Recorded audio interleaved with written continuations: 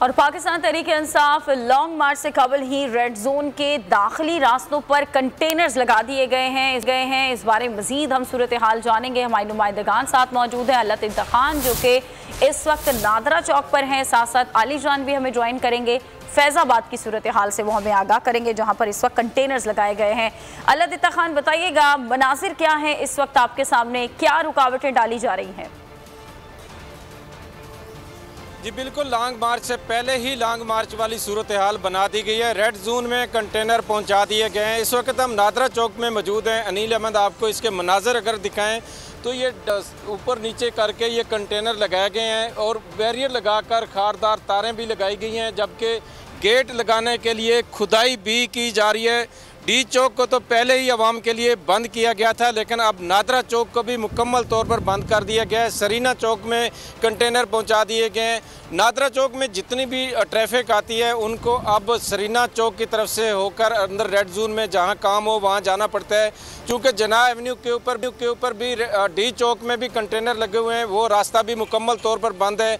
और इस रास्ते से जो बरी इमाम की तरफ जाने वाले लोग हैं या इधर साथ नादरा ऑफिस है और इसके साथ साथ सुप्रीम कोर्ट है, फॉरेन ऑफिस है, यहाँ पर जाने वाले लोगों को अब या तो मैरियट वाली साइड से जाना पड़ता है या सरीना चौक से जाना पड़ता है। सुबह से हम देख रहे हैं कि लोग परेशानी का शिकार हैं कि अभी से ये रास्ते बंद कर दिए गए हैं। इतने कंटेनर पहुँचा दिए हैं कि लॉन्ग मार्च से पहले ही हुकूमत खौफजदा हो चुकी है। जिस शहरी से भी हमारी बात था, अल्लाह देता साथ ही रहिएगा। आलिजा से बात कर लेते हैं जो कि इस वक्त मौजूद हैं फैजाबाद के पास। आलिजा, बताइएगा फैजाबाद के अतराफ क्या सूरत हाल है? वहां पर भी रुकावटें लगाई गई हैं, रास्ते बंद किए गए हैं, शहरी कितना परेशान है?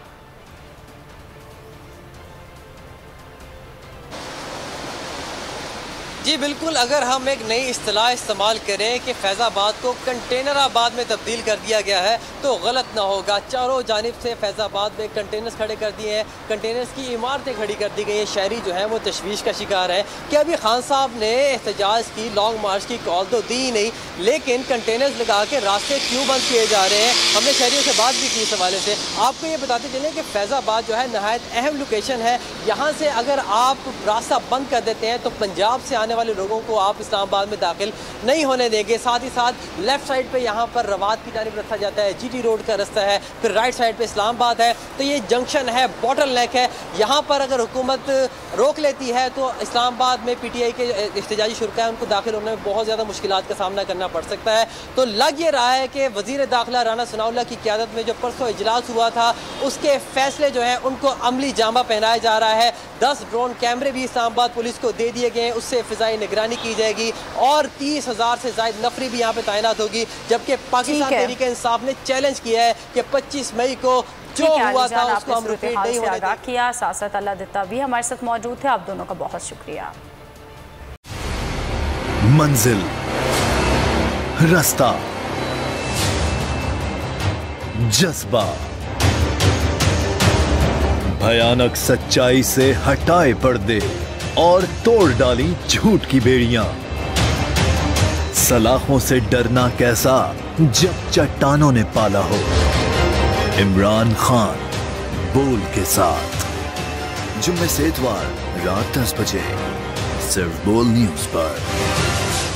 सबसे ज्यादा व्यूज, सबसे ज्यादा रील्स और सबसे ज्यादा रेटिंग के साथ बोल अब भी नंबर 1 पोजीशन पर बरकरार।